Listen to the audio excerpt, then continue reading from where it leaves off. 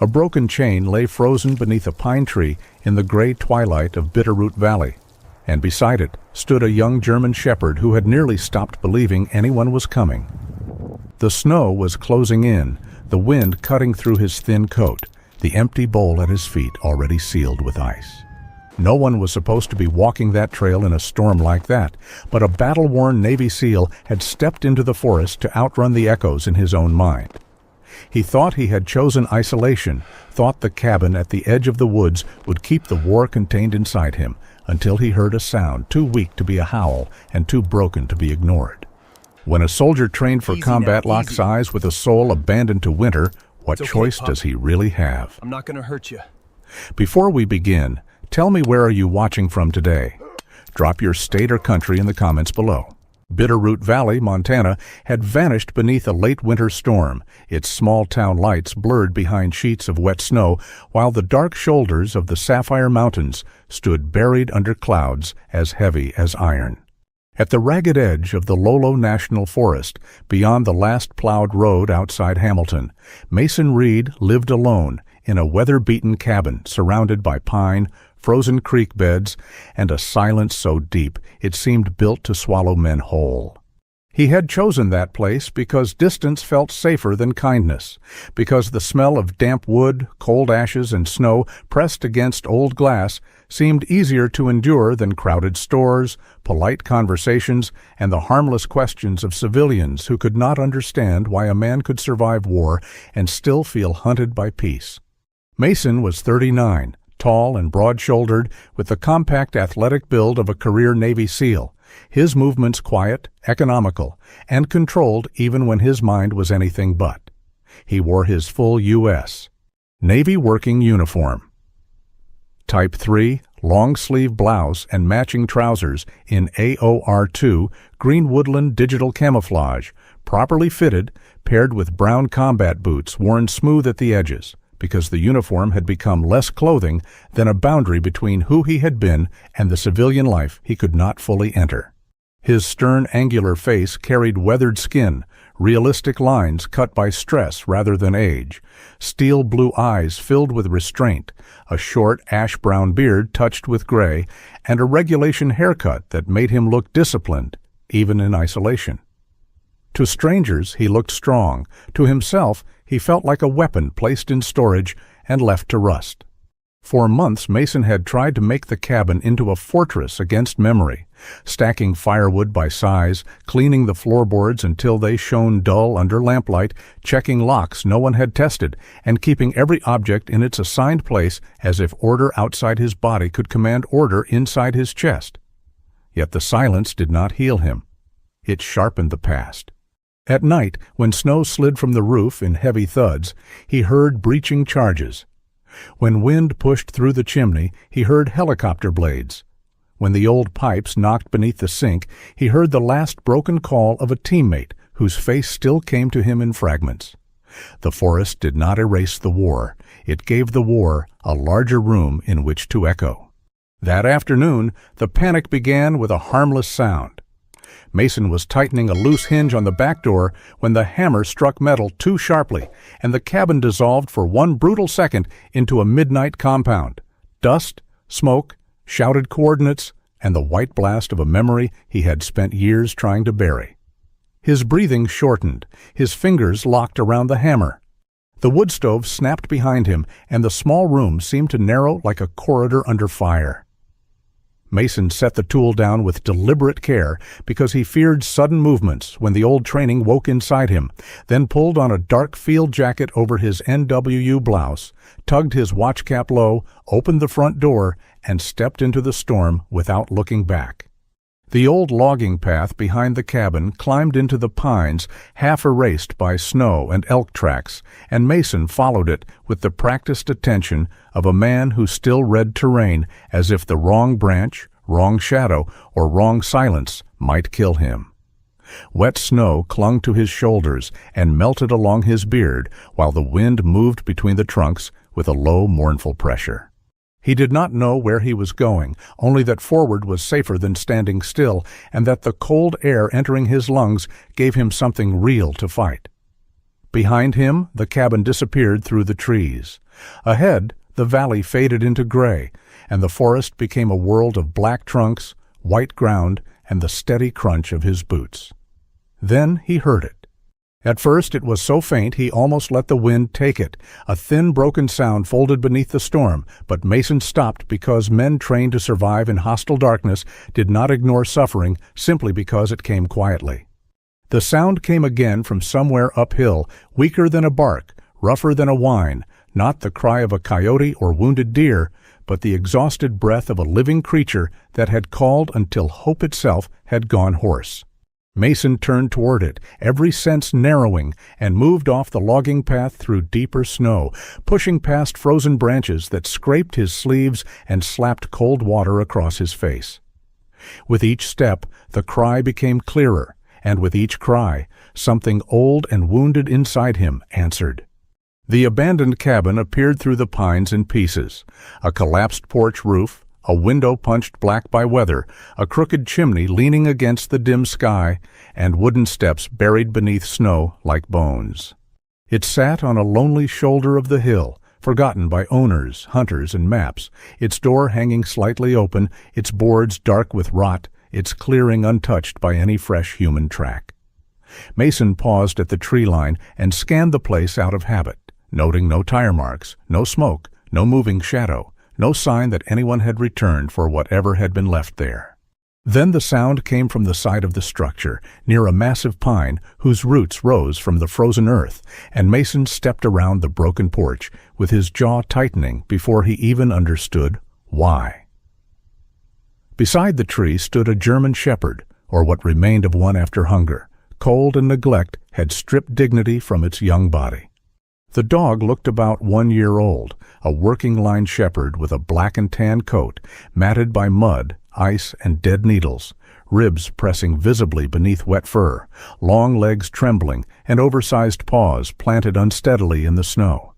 One ear stood halfway, while the other sagged with exhaustion, giving its narrow face a heartbreakingly young look despite the hollow amber eyes staring out from it. A heavy chain circled the pine and ran to a collar buried in raw, darkened fur at the neck, where the skin had been rubbed sore by desperate pulling. In front of the dog sat a filthy metal bowl, crusted with frozen sludge, empty except for dirty ice and a few pine needles. Mason lowered himself slowly into the snow, keeping his hands visible, offering space before comfort because he knew cornered souls often mistook rescue for another threat. The shepherd gave a weak growl, not brave enough to attack, not trusting enough to collapse, and the chain rattled faintly as its body shook beneath the freezing rain. Mason saw no simple stray before him. He saw a creature built for loyalty, strength, and purpose, then chained beside a dead cabin and abandoned to weather, silence, and an empty bowl. The sight struck him harder than any winter wind, because the dog did not beg loudly, did not rage against the chain, did not waste its last strength pretending someone was coming, and that quiet surrender was more frightening to Mason than teeth, blood, or noise, because he knew the shape of despair when it had stopped asking the world for mercy and waited for the end. As he looked into those sunken amber eyes, the distance between man and dog disappeared, and Mason felt the terrible recognition settle in his chest. The animal was not only dying in the snow, it was showing him what he had become, trained to endure, used for war, left alive, and still unable to understand how to live unchained. Mason did not rush the distance between them, because years of operating in hostile zones had taught him that the most dangerous thing in any broken landscape was a sudden movement, and so he lowered himself slowly into the snow several feet away from the German shepherd, his broad frame folding carefully, boots sinking into the slush, shoulders steady beneath the dark field jacket draped over. His NWU Type 3 camouflage blouse. He kept his steel blue eyes soft rather than sharp, his scarred hands open and visible at his sides, allowing the dog to read him the way animals always read men more honestly than other humans did. The shepherd, despite the tremor ripping through its thin body, shifted slightly to stand between Mason and the filthy frozen bowl, guarding emptiness as if it were treasure, a reflex born not of aggression, but of survival, its amber eyes tracking every breath he took while a faint growl vibrated weakly in its chest, more a memory of defiance than a threat. Mason removed his gloves, exposing calloused fingers etched with old scars and faint lines of frostbite from deployments past, and pressed his bare palm flat into the snow so the dog could catch his scent on the wind, not as a predator closing in, but as something living choosing not to harm. The chain around the pine had frozen solid, each link welded by ice into a rigid spine that refused to yield, and when Mason reached toward it, the dog flinched not from him, but from the metal itself, as if the sound of shifting iron had already carved pain into its nervous system. The collar had bitten deep into the fur at the base of the shepherd's neck, and beneath the matted black and tan coat, Mason could see where skin had been rubbed raw, scabbed, and reopened by desperate attempts to pull free, thin streaks of dried blood stiff against the winter air. For a brief and brutal second, the sight dragged him backward into a collapsed courtyard overseas where a teammate had been trapped under concrete while radio orders demanded retreat, and Mason had obeyed because obedience meant survival for the rest, and survival had never felt so much like betrayal. The old helplessness rose fast and sharp, but this time there was no commanding officer, no mission clock, no extraction point vanishing in smoke. There was only a shivering animal chained to a tree in Montana, and the decision was his alone. He rose carefully and stepped toward the abandoned cabin, its warped door hanging crookedly, boards swollen with moisture and neglect. And inside he found what time had left behind. Splintered furniture, a rusted lantern, a length of bent iron rebar near a cracked wood stove. Mason picked up the iron bar, testing its weight in his hand, then returned to the pine where the dog watched him with a fragile mixture of suspicion and fading hope. He crouched beside the frozen lock, wedged the iron beneath the clasp, and struck it with controlled force using the handle of his survival knife, each metallic blow ringing through the clearing like a hammer against his own ribcage. Snow slid from the branches with every impact, the storm swallowing the noise quickly. Yet the rhythm continued, steady, deliberate, not frantic, but relentless, until the lock gave with a brittle snap and the chain sagged, no longer rigid with ownership. When the last link slipped free and fell against the trunk, the shepherd did not bolt, did not lunge, did not celebrate the absence of restraint. Instead, its legs trembled violently, and it sank sideways into the snow, as if the idea of freedom required more strength than it possessed. Mason dropped the iron and moved forward at once, sliding one arm beneath the dog's narrow chest and the other under its hindquarters, feeling the sharp line of ribs through wet fur, feeling how little weight remained on a body built to run. Up close, he saw that the dog was young, perhaps 1 year old, still carrying the lanky proportions of adolescence beneath starvation, its muzzle long and fine, one ear lifting halfway, while the other lay weak against its head, giving it a look of unfinished growth. The amber eyes remained fixed on him, not trusting yet not fighting, and Mason felt that look settle into his bones with a weight heavier than any chain. He shrugged out of his outer jacket despite the slicing wind and wrapped the dog inside it, pressing the animal's cold body against his chest over the camouflage blouse, where the residual heat of his skin could bleed through layers and into fragile muscle. The shepherd's nose brushed his beard, then dropped weakly against the fabric, breath shallow but steady, and Mason began the careful descent back toward his cabin, boots carving a new track through the snow that would vanish by morning. Halfway down the slope, the dog stirred slightly, not in resistance, but in exhaustion, and Mason found himself speaking without planning the words, telling it that it was not alone now, that it would not freeze beside a dead building, that chains were not permanent things. The name came to him not as inspiration, but as recognition. He whispered Atlas into the storm, because the eyes looking up at him carried the burden of a world that had pressed too hard for too long.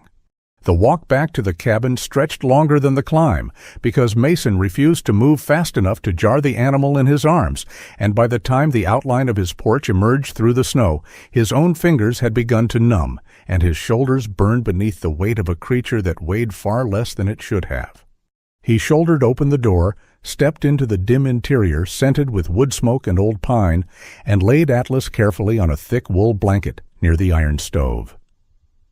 The cabin was sparse but orderly. A narrow table, a single mattress against the wall, a stack of split logs by the hearth, everything aligned as if inspection might arrive at any moment. Mason fed the stove until flames rose strong and bright, then knelt beside Atlas with a towel, wiping away clotted snow and dirt from the coat, revealing patches where the fur thinned and skin showed beneath, tender and irritated.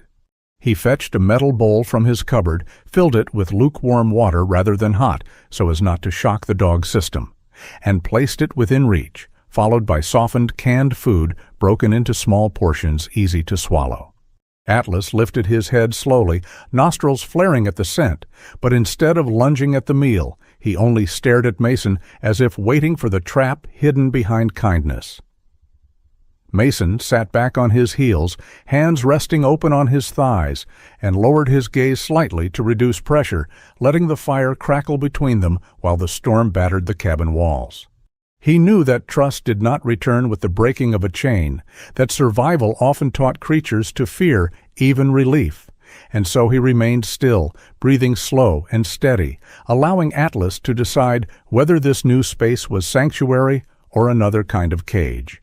As minutes passed, Atlas leaned forward at last and drank, small tentative laps at first, then deeper pulls, water dripping from his muzzle onto the blanket, and Mason felt a quiet shift in the room, subtle but undeniable. The dog did not yet eat, did not yet approach, but he did not retreat either, and when he lifted his amber eyes again to meet Mason's steel blue stare, there was something new there, not gratitude, not devotion, but the faint beginning of belief.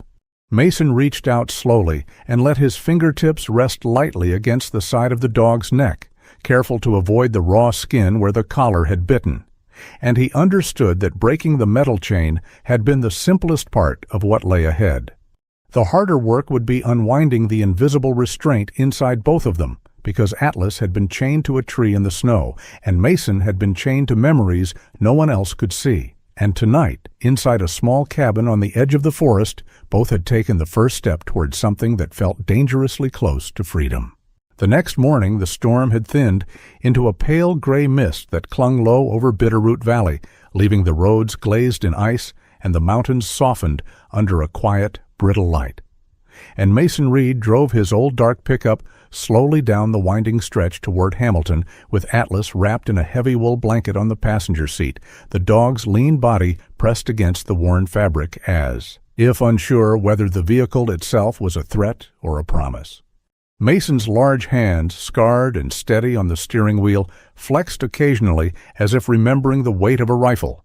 Yet this morning they carried something far more fragile than any mission he had ever executed. And though his full NWU Type 3 camouflage remained beneath his winter jacket, the green woodland pattern felt less like armor and more like a reminder that not every battle required force. Atlas lifted his head only once during the drive, amber eyes scanning the dashboard, the windows, the rhythm of the tires over frozen asphalt, and when a metal thermos rolled softly against the truck door at a sharp curve, the dog flinched violently, shrinking against the blanket as though iron itself had become an enemy. Clearwater Animal Clinic stood at the edge of town near a hardware store and a faded diner sign, a modest brick building with fogged windows and a wooden sign carved with a mountain silhouette. And when Mason carried Atlas through the door, the scent of antiseptic and warm air wrapped around them in sharp contrast to the forest cold. Behind the reception counter stood a woman in her late 30s who straightened immediately at the sight of the shepherd's condition, her name tag reading Dr. Sarah Whitman in clean, simple letters. Sarah was tall and slender, with light brown hair pulled into a low practical bun, pale skin marked by faint lines of fatigue rather than age, and eyes the color of winter sky before snowfall, steady yet permanently shadowed by a grief that had reshaped her patience into something gentler and more deliberate. 3 years earlier, her husband, a volunteer search and rescue paramedic, had died during a whiteout extraction on a frozen ridge outside town. And since then, she had carried herself with the quiet resolve of someone who understood that survival did not guarantee peace. Her voice, when she greeted Mason, was calm but firm, the voice of a woman who had learned to stand between pain and the creatures entrusted to her. Sarah guided them into an examination room painted in soft neutral tones, the walls lined with photographs of healed animals and handwritten thank you cards. And she moved around Atlas with slow efficiency, her hands confident yet careful as she assessed the damage left by chain and cold. She noted the severe malnutrition, dehydration, inflamed abrasions along the neck where metal had pressed too long against skin, cracked paw pads from prolonged exposure to snow, and subtle tremors that suggested prolonged stress rather than simple hunger. Mason stood near the stainless steel table, towering and silent, his broad frame tense but restrained, watching every movement as though guarding a teammate under surgery. Atlas lay still beneath Sarah's touch, not resisting, yet not relaxing, eyes wide whenever a tray clinked softly or a metal instrument shifted.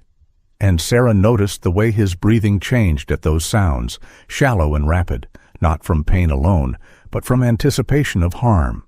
In the corner of the clinic waiting area, partially hidden behind a shelf of pet carriers, sat a boy who had been pretending not to watch until the shepherd's low whimper pulled him to his feet. Noah Whitman was 13, thin and slightly taller than average for his age, with sandy hair that fell over thoughtful hazel eyes and shoulders that seemed permanently drawn inward as if bracing against something invisible.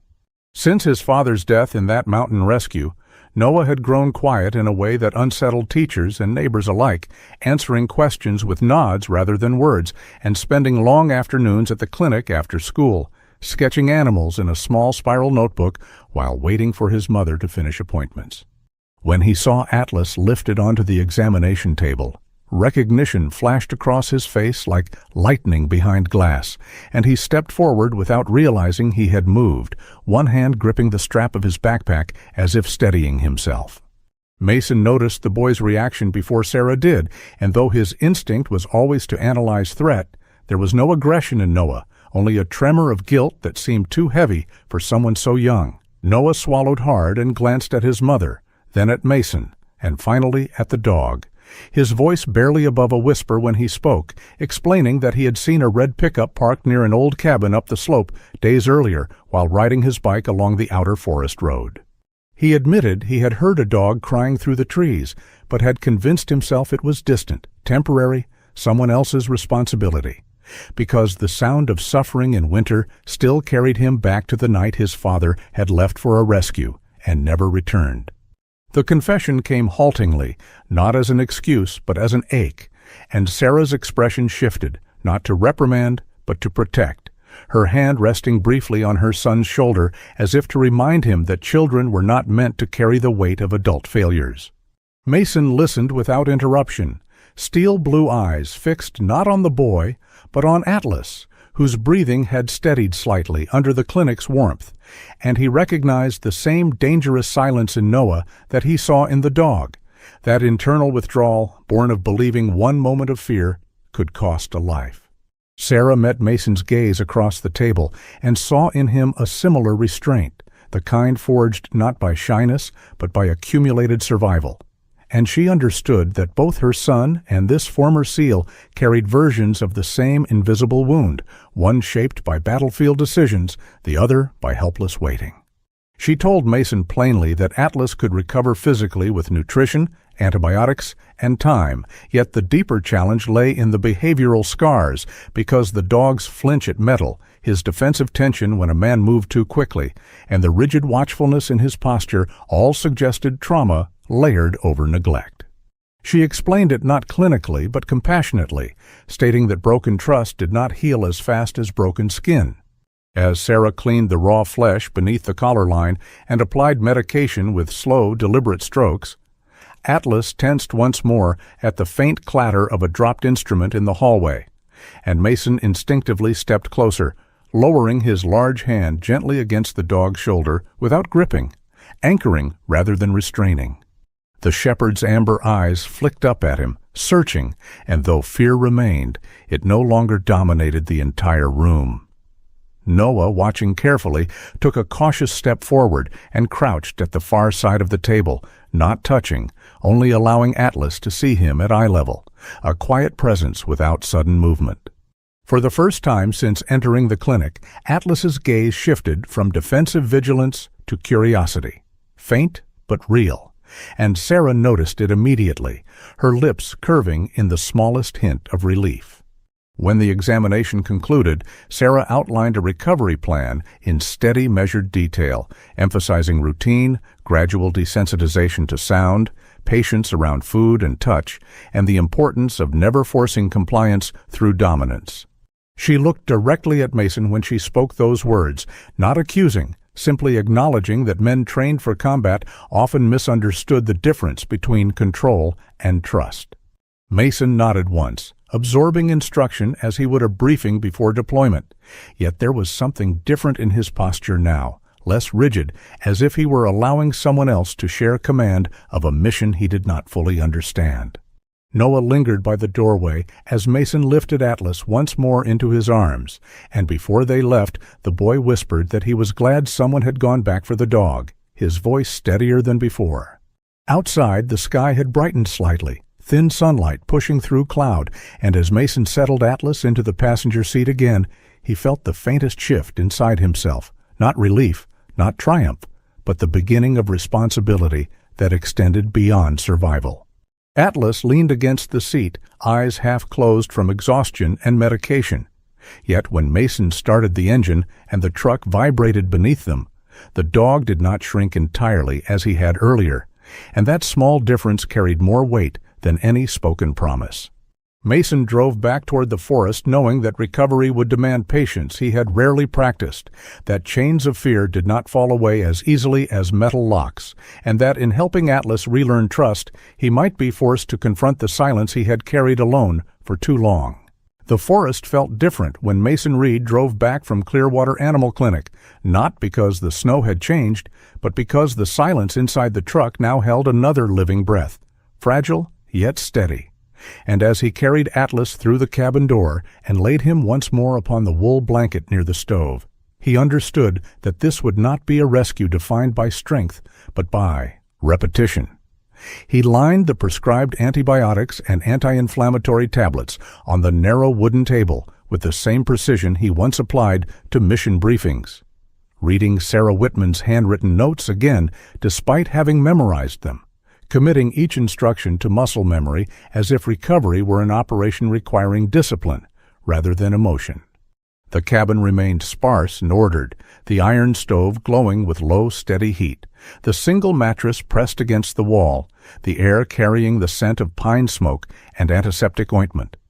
Yet now that space contained something unpredictable, a young German shepherd whose amber eyes followed Mason with caution rather than surrender. Atlas lay on his side at first, ribs lifting carefully beneath matted fur, and when Mason set down the metal bowl in the exact same place Sarah had recommended, he did so without calling the dog's name, without gesture or pressure, because the first rule of rebuilding trust was consistency without demand. Each morning thereafter unfolded with the rhythm of a ritual that Mason imposed not on the dog, but on himself. Waking before dawn, stoking the stove, placing softened high-calorie food and warm water at a measured distance from the blanket, then stepping back and sitting cross-legged several feet away with his back straight and shoulders relaxed beneath the green digital camouflage blouse of his NWU Type 3 uniform. He did not reach toward Atlas unless the dog initiated proximity, and he forced himself to slow his movements, to abandon the instinctive economy that had once kept him alive in war, but now translated as dominance. In the afternoons, when wind pushed against the cabin walls and the forest creaked under thawing ice, Mason opened the pamphlets Sarah had given him and read them aloud in a steady baritone. Not because Atlas understood the words, but because cadence without command might soften the edges of human presence. He read about gradual desensitization, about allowing the animal to associate routine sounds with neutrality, about patience measured not in days, but in months. And sometimes he found himself pausing between sentences, recognizing that those pages could have been written for soldiers as easily as for dogs. Atlas initially claimed the shadowed space beneath the small wooden table near the far wall, retreating there whenever a sudden sound pierced the room, and the first week brought a series of flinches that exposed how deep the trauma ran. When the wind rattled the stovepipe, Atlas's muscles locked, head snapping toward the door. When Mason's boot brushed lightly against a chair leg, the dog's breathing accelerated as though expecting impact. And once, when a loose metal latch on the porch clanged sharply against wood, Atlas scrambled backward so violently that he knocked over the water bowl, soaking the blanket and trembling in. The aftermath. Mason replaced the bowl without comment, wiped the floor with methodical calm, and resumed his place on the floor, aware that frustration would only reinforce the animal's expectation of punishment. There were nights when Atlas's sleep fractured into restless movement, paws twitching, low-throated whimpers breaking into brief, sharp cries. And on one of those nights he seized Mason's folded military gloves in his jaws, tearing at the thick leather with desperate intensity until seams split and stuffing scattered across the boards. Mason woke to the sound, and for a split second the old reflex to assert control surged through him. Yet he saw in the dog's frantic motion the mirror of his own history. The nights he had struck cabin walls with bruised fists because pain needed somewhere to land, and instead of shouting he sat quietly and let Atlas finish destroying what fear had chosen. As days lengthened slightly and sunlight lingered over the ridgeline, Sarah and Noah began stopping by the cabin twice a week under the pretense of routine checkups, though Mason sensed that the visit served a purpose beyond medical supervision. Sarah arrived in a practical dark wool coat, boots dusted with salt from town sidewalks, her hair often escaping the bun in wisps that framed a face composed yet perpetually touched by grief. And she moved through the cabin with respectful awareness, never crowding Mason, never commenting on the austerity of the room. Her temperament with Atlas was steady, firm without sharpness, her hands gentle but certain as she checked healing skin and monitored weight gain, and she occasionally offered Mason observations not as criticism but as partnership, suggesting he lower the volume of his voice slightly when turning unexpectedly or pause before stepping toward the dog. Noah followed more quietly, shoulders hunched beneath a faded jacket, carrying his sketchbook and colored pencils like a shield. And he positioned himself near the table without attempting to pet Atlas, simply sitting cross-legged and drawing what he saw. It was Noah who first coaxed Atlas fully from beneath the table without speaking a command, because the boy did not look at the dog with pity or expectation, but with patient curiosity, his pencil moving slowly across paper as he captured the slant of the shepherd's ears and the sharp line of ribs. Atlas watched the movement of colored pencils with cautious fascination, head tilting slightly as graphite scratched softly against the page, and after several visits, he inched forward to observe the drawing more closely. Noah did not reach out, did not flinch when Atlas sniffed near his hand, and Mason observed from the stove with a quiet tension that gradually eased as he recognized that healing sometimes began in silence rather than instruction. Sarah noticed the shift, too, and later, while Noah remained absorbed in shading the curve of Atlas's muzzle, she spoke to Mason in a low, measured tone about how trauma often attached itself to specific triggers, metal sounds, rapid footsteps, the silhouette of a tall man entering a doorway too quickly, and how the goal was not to erase memory, but to teach the nervous system that present moments were different from past ones. Gradually, the cabin's atmosphere softened in small increments that felt monumental to Mason.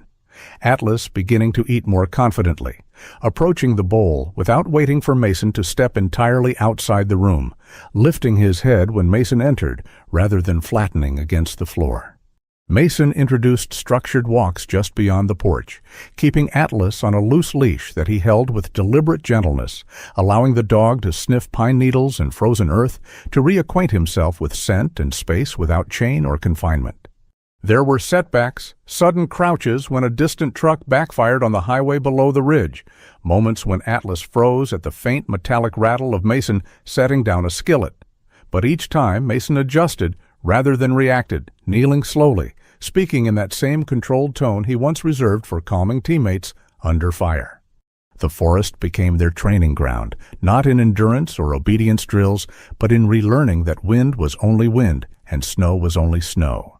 In the quiet spaces between visits, Mason found himself listening not for threats, but for the sound of Atlas shifting comfortably across the boards, and that subtle change unsettled him in ways combat never had, because attachment carried a risk he had long avoided. He watched Noah laugh once, briefly, when Atlas accidentally smudged charcoal across his drawing with a damp nose, and the sound struck Mason as something almost foreign, a reminder that laughter could exist inside these walls. Sarah occasionally lingered near the stove after appointments, warming her hands while discussing practical matters about nutrition or desensitization schedules. And though Mason rarely spoke beyond necessity, he felt the edges of isolation thinning. Yet he refused to name what was forming, because every bond in his past had ended in separation, whether by deployment orders or by coffins draped in flags, and he feared that claiming family would invite loss with cruel inevitability. By the end of the month, Atlas no longer slept exclusively under the table, but sometimes stretched near the stove, head resting on paws while watching Mason read in the evenings. And though the shepherd still startled at sharp metal sounds and stiffened when Mason rose too quickly, he had begun to choose proximity rather than isolation. Noah's sketches multiplied across his notebook pages, capturing not just the dog's physical recovery, but subtle shifts in posture and gaze, and Sarah's assessments grew cautiously optimistic, her voice carrying that tempered hope of someone who understood that progress was never linear.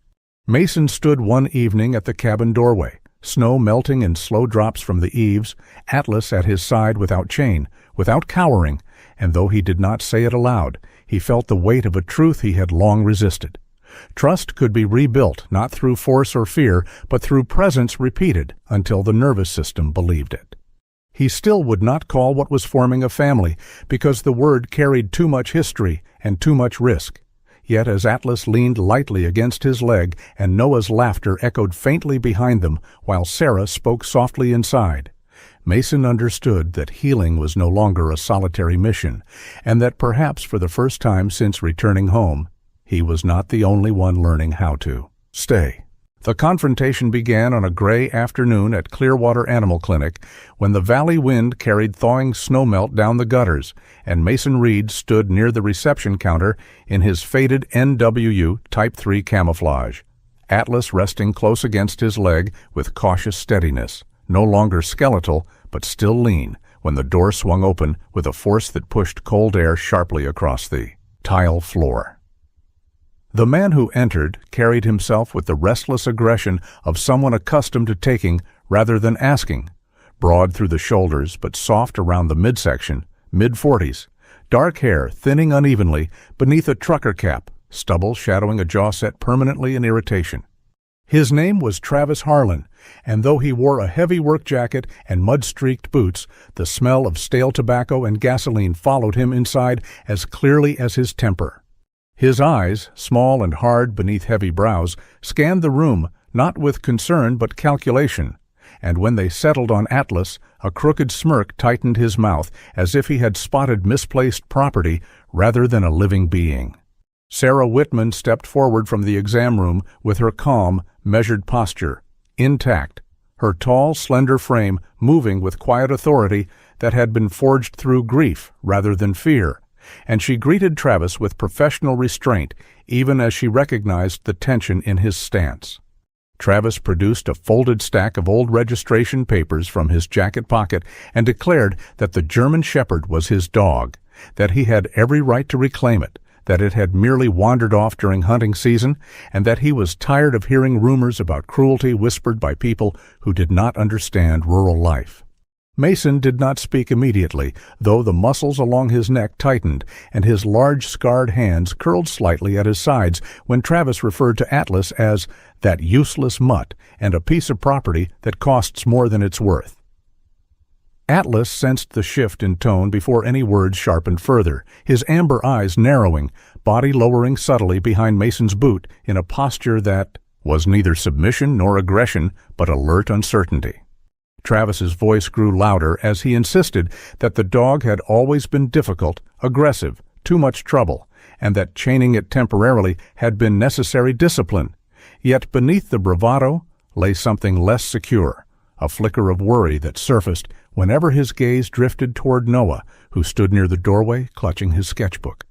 Noah Whitman had grown taller over the winter, though his shoulders still carried the guarded slump of a boy who had watched his father leave for a rescue and never return, and when he saw Travis, recognition tightened his features. The red pickup truck Travis drove, faded along the tailgate and dented near the rear fender, was the same one Noah had seen idling near the abandoned cabin days before Mason found Atlas. And the memory of that engine's low rumble beneath falling snow had followed him like a question he had been too afraid to answer. Travis noticed the boy's stare and shifted his weight uneasily, knowing that rumors traveled quickly in small towns and that the difference between neglect and criminal cruelty could hinge on testimony. Mason's instinct surged fast and familiar when Travis stepped closer to Atlas, reaching toward the leash without permission, and for a split second the room seemed to narrow as it had in foreign corridors long ago, the old tactical reflex rising in his chest like a command waiting to be executed. He imagined how easily he could restrain the man, how quickly he could force compliance, how decisively he could end the confrontation through strength alone, and that knowledge frightened him more than Travis's hostility. It was Sarah's voice, steady and low, that cut through the building tension before it could fracture further. Her words simple, yet weighted with clarity, as she said that if Mason chose violence, Atlas would lose the one presence that had begun to teach him safety. The sentence did not accuse, it reminded, and Mason felt the force of it anchor him more effectively than any physical restraint, because protecting Atlas meant modeling the calm the dog needed to believe in. Noah stepped forward despite the tremor in his hands, his hazel eyes lifting toward Travis not in defiance, but in fragile courage, and he described what he had seen with halting precision. The red pickup parked near the cabin days before the storm, the driver's door slamming shut. The echo of a dog's cry carried across the trees, the chain rattling in the wind. He admitted that he had not spoken sooner because fear had convinced him silence was safer, yet he now understood that silence had nearly cost a life. Sarah placed a hand lightly at the small of Noah's back, not to guide his words, but to steady them. And she followed his testimony with clinical documentation, presenting photographs taken during Atlas's intake that showed the raw abrasions beneath the collar, the malnourished body condition, the cracked pads, the dehydration levels consistent with prolonged neglect. Her voice remained professional but unyielding as she explained that accidental wandering did not produce frozen chains or infected wounds.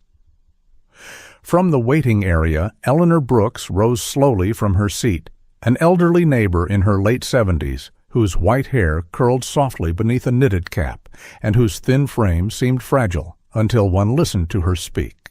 Eleanor had lived in the valley longer than most, her husband once a forest ranger before passing away a decade earlier, and she carried herself with the quiet dignity of someone who had witnessed generations rise and fall without surrendering her sense of right and wrong.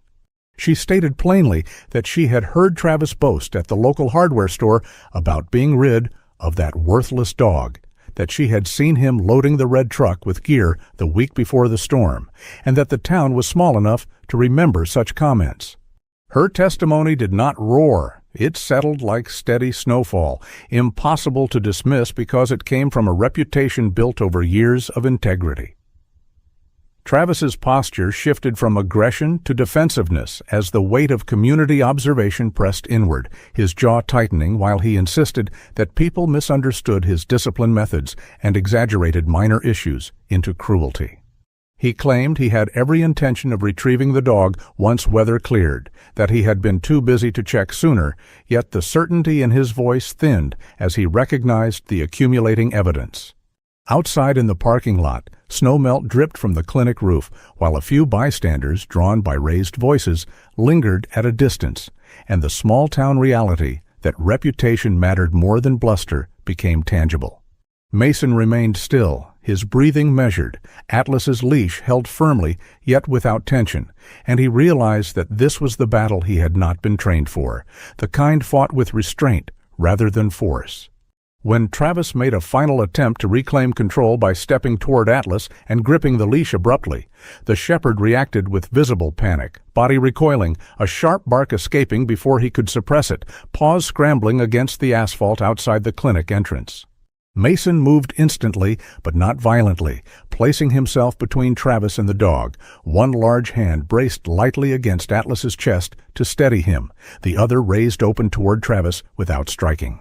His voice, when he spoke, carried the controlled depth of a man who had commanded in chaos but now chose clarity over threat, and he told Travis that the dog had survived abandonment, had survived winter, and no longer belonged to someone who treated life as expendable. The words were not shouted, they were stated with finality, and in that steadiness lay a transformation more profound than any display of strength. Law enforcement would later follow up, investigations opening quietly into allegations of neglect. Yet in that immediate moment, the victory was not legal but moral, as Travis stepped back under the collective gaze of witnesses who no longer accepted his narrative. Noah exhaled slowly, shoulders lowering as if a burden had shifted, and Atlas, though still trembling, leaned subtly into Mason's leg rather than retreating from human proximity. Sarah met Mason's eyes with a look that held both gratitude and recognition, aware that the restraint he had exercised required more courage than retaliation ever would.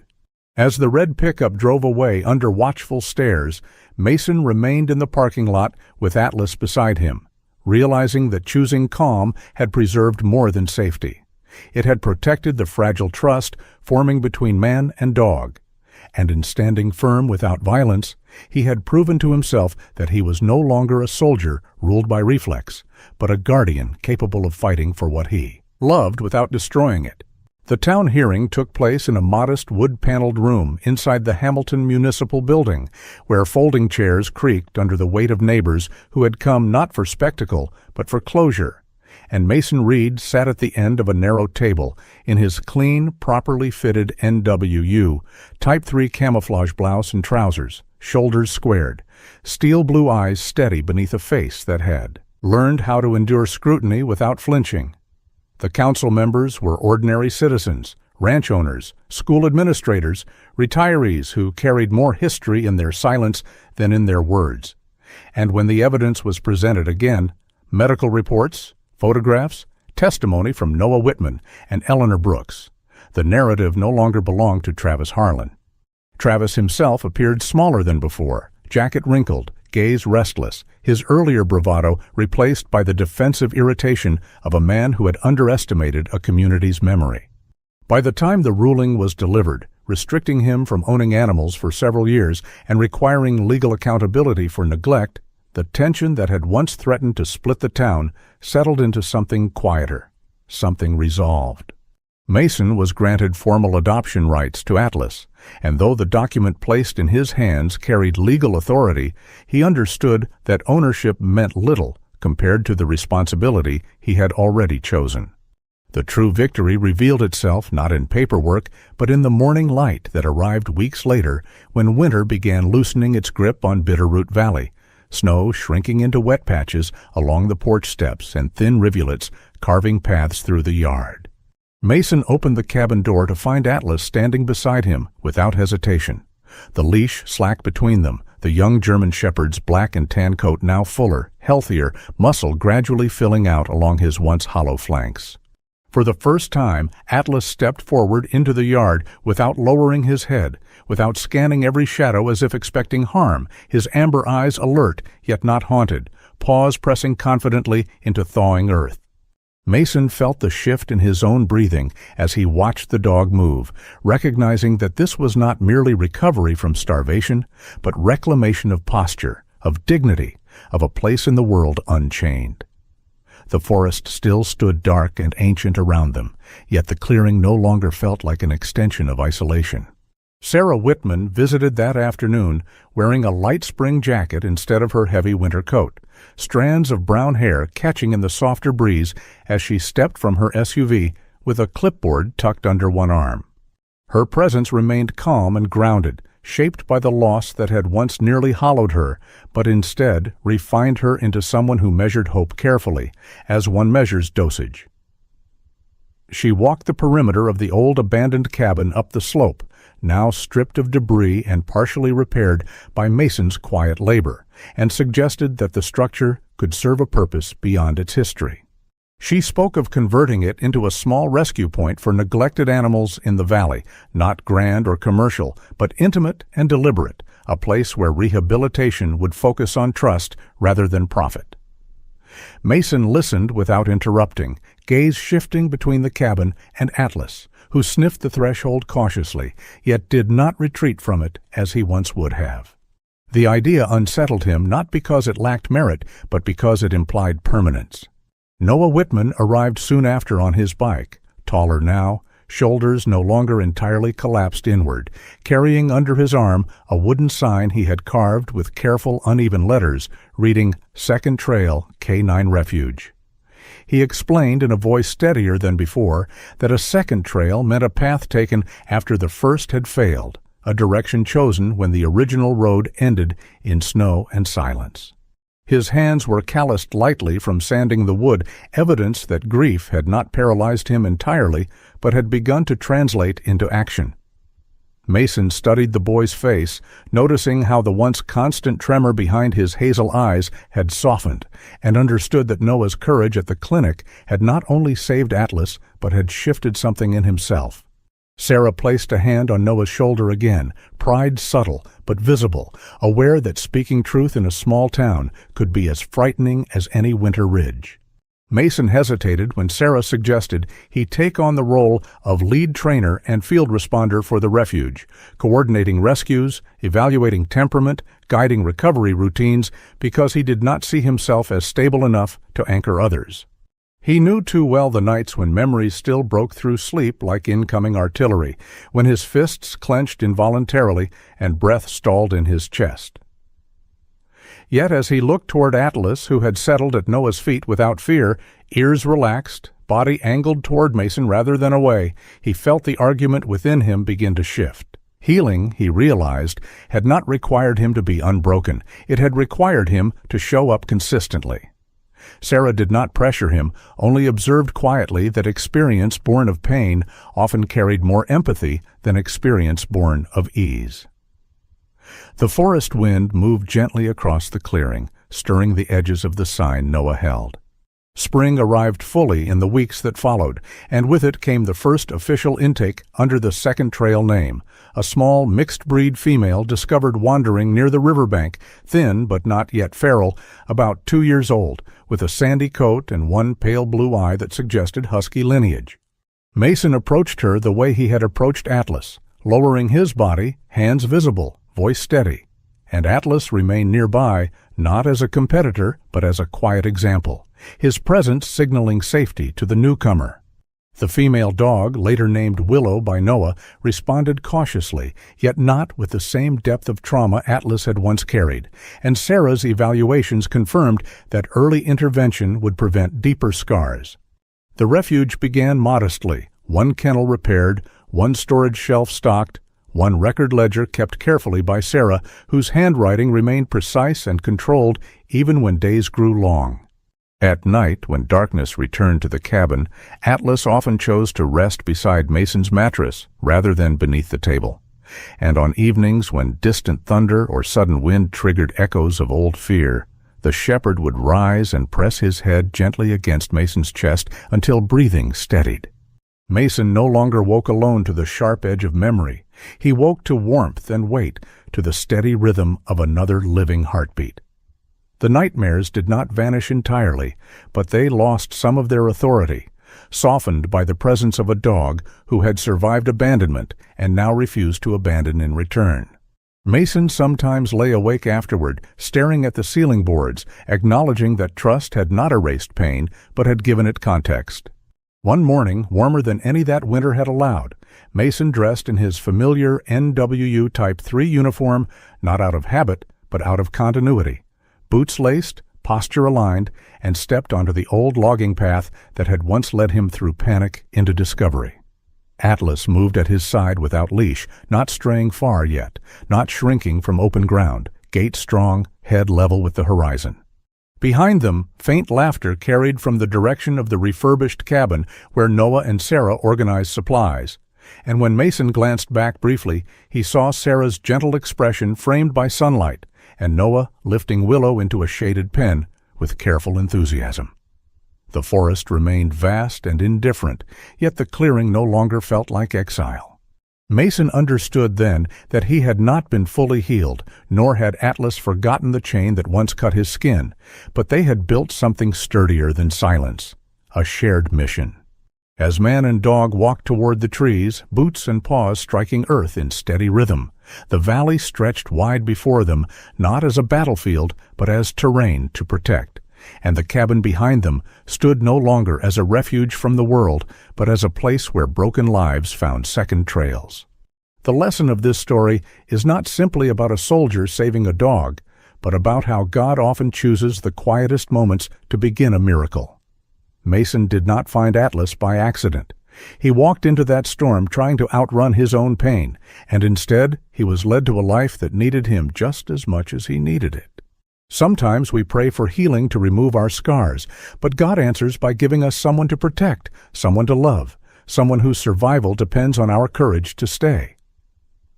The miracle was not that Atlas survived the winter, and it was not that Mason stopped having nightmares. The miracle was that two wounded souls were placed in each other's path at exactly the right time, and through patience, truth, and community, they were restored to purpose.